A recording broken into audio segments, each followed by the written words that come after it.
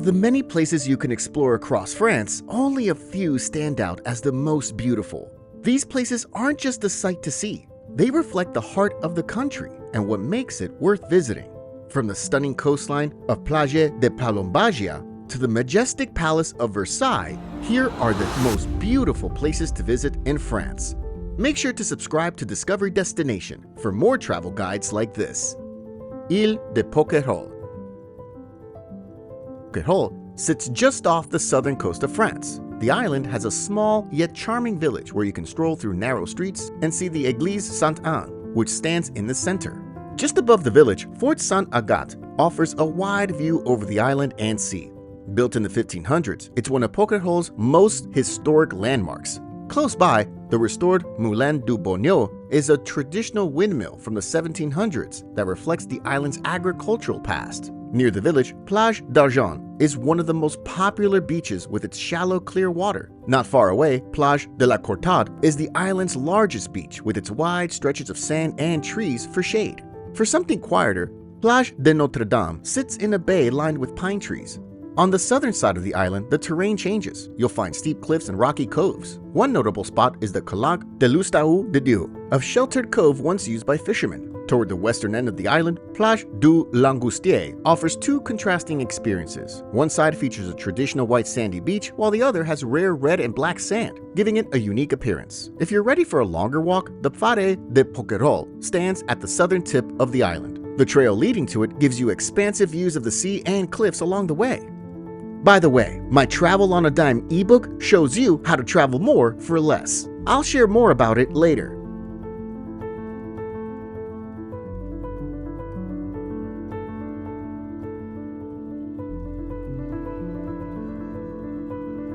Gordes. Gordes is a small stone village in southeastern France, built along a hillside with narrow streets, layered homes, and historical landmarks rising toward the top. One of the best places to view the entire village is from the roadside viewpoint along Route de Cavaillon. From here, you can see how the stone buildings are stacked along the slope, with the castle and church standing at the highest point. At the top of the hill, the Château de Gordes sits at the village center. Originally constructed in the 11th century and rebuilt in the 1500s with added decorative features, the chateau now serves as both the town hall and a small museum. Nearby, the Church of Saint Fermin is another important site. Built in the 1700s over the remains of an older church, it features 8 chapels, each one associated with a different profession in the village. Beneath the village, Les Caves du Palais Saint Fermin reveal a hidden side of Gordes. These underground chambers were carved into the rock during the Middle Ages and used for storing olive oil, preserving food, and even housing a chapel. While most visitors stay near the top, the Fontaine Basse district offers a quieter part of Gordes to explore. As you walk along Rue de la Fontaine Basse and Rue Paillet d'Amour, you'll pass the remains of the old wash house and the Chapelle d'en Basse, once home to artist Marc Chagall. Just outside the village, the Abbaye Notre-Dame de Sanang is a 12th century monastery that remains active today. Monks live and work there, producing honey, lavender oil, and liquor. Also close to Gordes is the village de Bourry, an open-air museum of dry stone huts once used by farmers and shepherds. The site offers a look at rural life in the 18th and 19th centuries through preserved structures built entirely without mortar.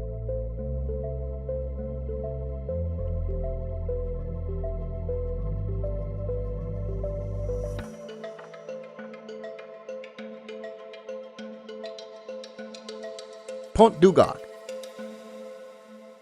The Pont du Gard is an ancient Roman aqueduct bridge located in southern France. Built over 2,000 years ago, it once carried water from a spring near Uzès to the Roman city now known as Nîmes. Today, it remains one of the best preserved examples of Roman engineering still standing. Walking along the lower level of the bridge offers wide views of the Gardon River and the tree-covered hills surrounding it. The massive stone arches are precisely built, reflecting the skill and effort involved in its construction. Around the site, you'll find several walking trails through the Mediterranean countryside. One of the most popular is the Mémoire de Garrigues Trail, a short path that offers multiple viewpoints of the bridge. Along the way, you'll pass remains of the original aqueduct system that once stretched across the region. Now, I know you're getting excited about all these amazing places to visit, but if you're eager to travel the world to explore new locations, cultures, foods, and much more, while taking a breather from your everyday life, you also know it can cost you quite a lot of money. With the Travel on a Dime ebook, you have the opportunity to make the most out of any place you visit without overspending on your travel budget. From finding the right flights and hotel deals to money-saving tips during your trip, it's the perfect guide to help you travel like a pro, ensuring you have a great experience while saving hundreds of dollars on travel. Get your copy at thediscoverydestination.com. That's thediscoverydestination.com. Use code DISCOVER5 to save $5 off your copy.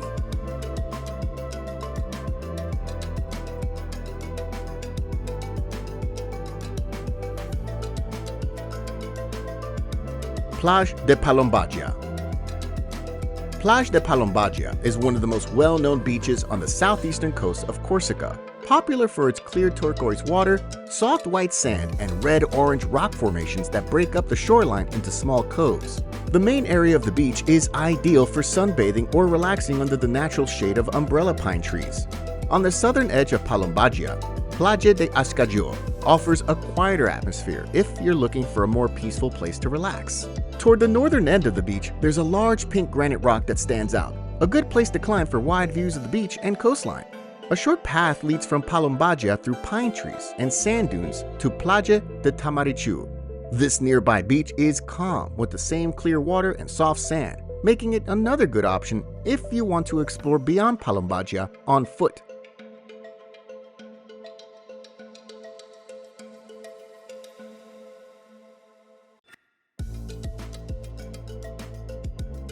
Gorge du Verdon. The Gorge du Verdon in southeastern France is one of the most stunning natural areas you can visit. Often called the Grand Canyon of Europe, this deep canyon was carved by the Verdon River and is known for its turquoise water and tall limestone cliffs. A great starting point is Lac de Sainte Croix, a large lake at the entrance of the gorge with its calm, clear water and towering cliffs that make it a popular place to relax. For panoramic views from above, you can drive along the Route de Crête, a scenic loop with several overlooks. Viewpoints like Belvedere de la Carrel and Belvedere de l'Esquelle offer wide views of the canyon. If you want to explore on foot, the Sentier Blanc Martel is the most well-known hiking trail in the area that follows the river through the canyon and offers impressive views throughout. For a more hidden experience, the Sentier de l'Embout takes you deeper into the gorge. This trail leads to the Styx du Verdon, a narrow, enclosed section that looks like a canyon within the canyon. It ends at the Embout, where the river flows into a cave and vanishes underground. Nearby, the village of Moustier-Saint-Marie offers a quiet break from the canyon. Set between two cliffs, the town has stone streets with local shops. A path leads uphill to the Notre Dame de Beauvoir Chapel, where you can get wide views of the town and surrounding hills. Along the southern shore of Lac de Sainte Croix, the village of Baudouin offers a peaceful lakeside setting. The beach here is smaller and less crowded, making it a good spot to relax.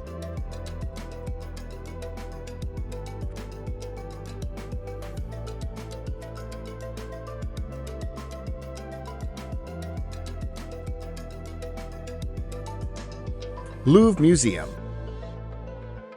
The Louvre Museum, located in the center of Paris, is one of the most visited and well-known museums in the world. It houses thousands of artworks from different time periods, giving you a chance to experience a wide range of history and creativity in one place. The Mona Lisa is one of the most recognized pieces in the museum. Her subtle smile seems to shift depending on your angle, creating a quiet sense of mystery that draws a constant crowd. Nearby, the Raft of the Medusa stands out for its powerful imagery. This large painting shows shipwreck survivors struggling at sea, and from a distance, you can see the full tragedy of the scene. The coronation of Napoleon captures a detailed moment in French history. In this grand scene, Napoleon crowns himself while surrounded by nobles in elaborate clothing. Liberty Leading the People tells a different kind of story. A woman raises the French flag as she leads a group forward across a battlefield, with visible emotion and determination in their faces. The winged victory of Samothrace, a statue of a goddess on the front of a ship, appears to move despite missing arms and a head. Her carved clothing flows as if caught in the wind, and as you walk up the staircase toward her, the drama of the piece increases. Meanwhile, Venus de Milo stands calmly in the gallery. Even with missing arms, the marble sculpture shows grace and quiet elegance, with detailed folds in her clothing and soft features. In the Cour Marly, the Marly horses make a strong impression. These large marble sculptures capture horses in motion as they are held by their handlers, with muscles and energy carved into the stone. Sleeping Hermaphroditus is another striking piece, looking like a peaceful figure resting on a mattress. Nearby, the Lamassu statue are amazing figures, with the body of a bull, wings of an eagle, and the face of a man. The Code of Hammurabi stands as one of the oldest written legal codes in history. This large stone monument is covered in ancient text that offers insight into how early societies created laws and order. Nearby, the Napoleonic apartments provide a different kind of experience. These richly decorated rooms give a look into royal life during Napoleon's time.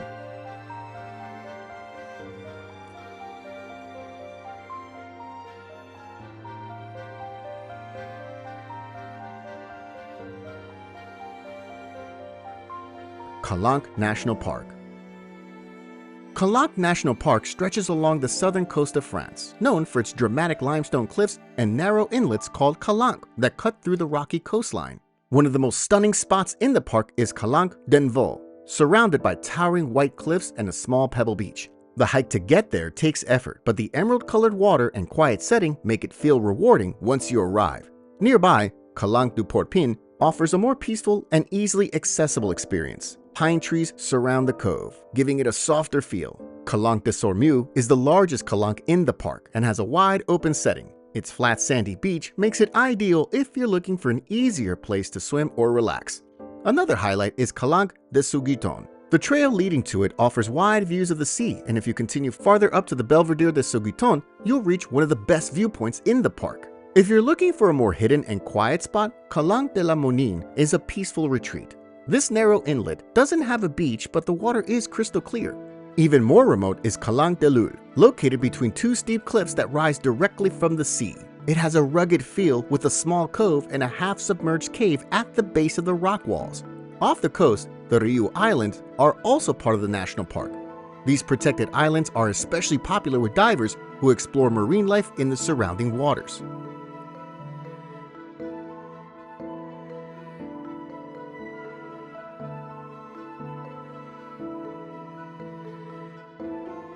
Palace of Versailles. The Palace of Versailles, located just outside Paris, began as a hunting lodge for King Louis XIII. His son, King Louis XIV, transformed it into one of the most impressive royal residences in Europe. Today, it stands as a powerful symbol of the wealth and control once held by the French monarchy. Inside the main palace, the Hall of Mirrors is one of its most iconic features, often used for royal ceremonies and special events. This long gallery has large windows on one side and mirrors on the other, reflecting light throughout the space. Next to the Hall of Mirrors are the King's and Queen's state apartments, formal rooms used for public court and ceremonies. The walls are lined with artwork, and the furnishings feature gold details and rich fabrics. In the Queen's bedchamber, you can see where Marie Antoinette gave birth to royal children in front of select members of the court. Just outside the palace, the Gardens of Versailles stretch across more than 2,000 acres. Designed by André Lanotte, the gardens follow a strict geometric layout with shaped trees, carved paths, and fountains that feature mythological and natural figures.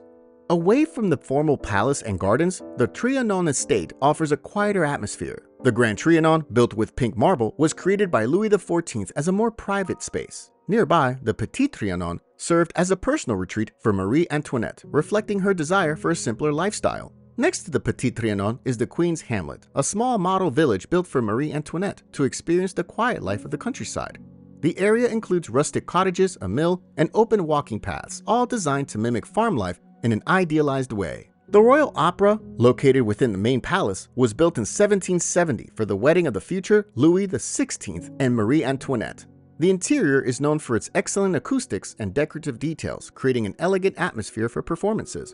Near the palace, the Gallery of Coaches is located in the former royal stables. This museum displays an impressive collection of royal carriages and ceremonial vehicles, each decorated with carved wood, painted panels, and symbols of the monarchy.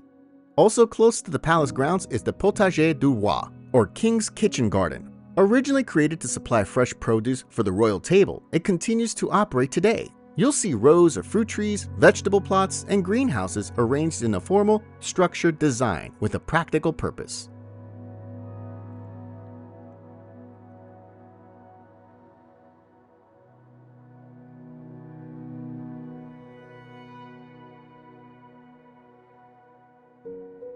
Eiffel Tower. The Eiffel Tower is one of the most iconic landmarks in Paris, standing on the left bank of the Seine River.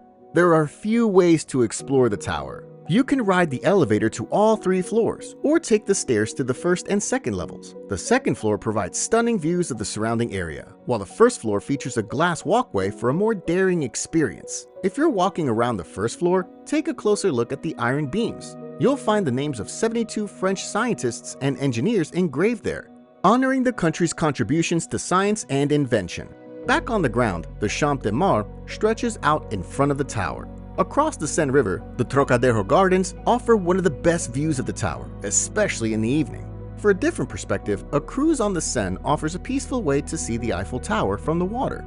Many of these boat rides start near the base of the tower and provide scenic views as you glide past.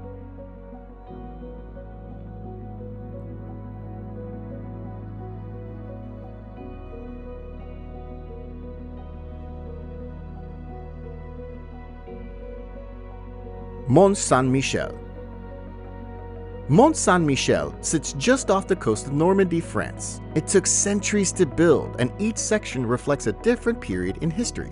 Now, you can walk through the abbey's halls and courtyards, learning how it served as a pilgrimage site, a fortress, and later, a prison. Below the abbey, La Grande Rue winds uphill and is lined with centuries-old stone houses, small shops, and restaurants. It's a good spot to try one of Mont Saint-Michel's signature dishes, La Mère Poulard's omelette, cooked over an open fire. The ramparts, thick stone walls that circle the island, offer a peaceful walking path with panoramic sea views. As you follow them, you'll pass watchtowers and defensive structures built to protect the island from attacks. Not far from here is the Church of Saint-Pierre, a small parish church near the center. One of the most fascinating things about the place is when the tide comes in, water surrounds it completely, turning it into an island. A few hours later, the tide recedes, and you can walk across the sand to reach it again. If you're looking for any tips to enhance your own personal travel and help you manage your travel budget more effectively, click the link in the description. And remember to like and subscribe to help our channel grow.